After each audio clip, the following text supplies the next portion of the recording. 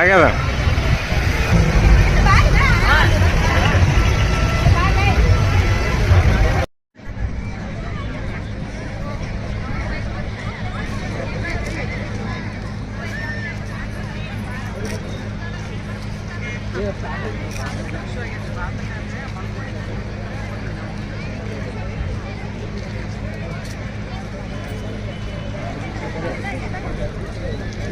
ನಮ್ಮ ಮಧ್ಯೆ ಇರುವಂತಹ ಸಂಘದ ಇನ್ನೊಬ್ಬರ ಹಿರಿಯರ ಪರಿಚಯವನ್ನು ನಾನು ಮಾಡಿಕೊಡ್ತೇನೆ.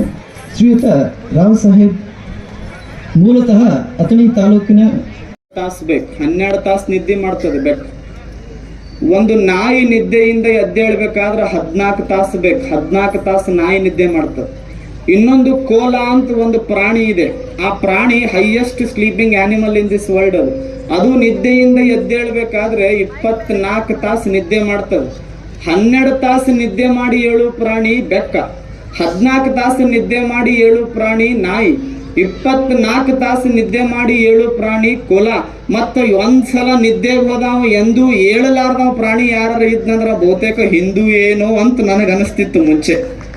ಒಮ್ಮೆವ ನಿದ್ದೆ ಹೋದ ಅಂದ್ರೆ ಒಟ್ಟು ಎದ್ದೇ ಇಲ್ಲ. ಆದ್ರೆ ಒಂದು ಸಂತೋಷದ ವಿಷಯ, ನಿದ್ದೆಗೂ ಹೋದ ಹಿಂದೂವನ್ನ ಬಡದೆಬ್ಬಿಸಿದ ಕಾರ್ಯಕ್ರಮ ಯಾವುದು ಅಂದ್ರೆ ಬೃಹತ್ ಹಿಂದೂ ಸಮಾವೇಶ ಮುದ್ದೇಬಿಹಾಳದಲ್ಲಿ ಅಷ್ಟೆ.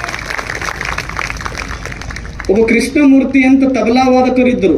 ಬಾಳ ಚಂದ ತಬಲಾ ಬಾರಿಸ್ತಿದ್ರು ಅವರು ಪುಣೆ ಒಳಗೆ. ಅವರು ತಬಲಾ ಬಾರಿಸ್ತಾ ಇದ್ರ ಎಂತ ದೊಡ್ಡ ಕಲ್ಲು ಮವಣಿಗೆ ನೋಡಿ ಉರ್ಕೊಳ್ಳಾರ್ದವ, ಇನ್ನೊಬ್ಬರು ಬೆಳೆದಾಗ ಕಾಲು ಎಳೆಯಲಾರ್ದವ, ವಿಷ ಹಾಕಿದವರಿಗೂ ಅಮೃತ ಹಾಕಿದವ, ಅವಮಾನಿಸಿದವರಿಗೂ ಸನ್ಮಾನಿಸಿದವ, ಇವ ಹಾಳಾಗ್ಲಿ ಅಂದವನಿಗೂ 100 ವರ್ಷ ಬದುಕಿ ಅಂದವನೇ ನಿಜವಾದ ಹಿಂದೂ. ಇಷ್ಟೇ ಬದುಕ್ಬಿಡಿ ಸಾಕು. ನೀವೇನು ವೇದಗಳು ಓದೋದು ಬೇಡ, ಉಪನಿಷತ್ತುಗಳು ಓದೋದು ಬೇಡ, ಗೀತವನ್ನ ಅಭ್ಯಾಸ ಮಾಡೋದು ಬೇಡ.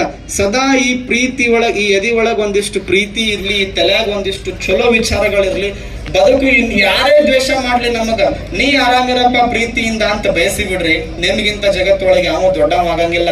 ನಾ ಸತ್ತರು, ನನ್ನ ಮನೆ ಮುರಿದರು, ನನ್ನ ಗಾಡಿ ಗುಜರಿ ಸೇರಿದರು, ನನ್ನ ಭಾರತ ಮಾತೆಯ ಧ್ವಜ ಮೇಲ್ ಹಾರುತ್ತಿರಲಿ ಅಂತ ಹೇಳಿ ನನ್ನ ಮಾತು ಮುಗಿಸ್ತೀನಿ. ಶರಣ.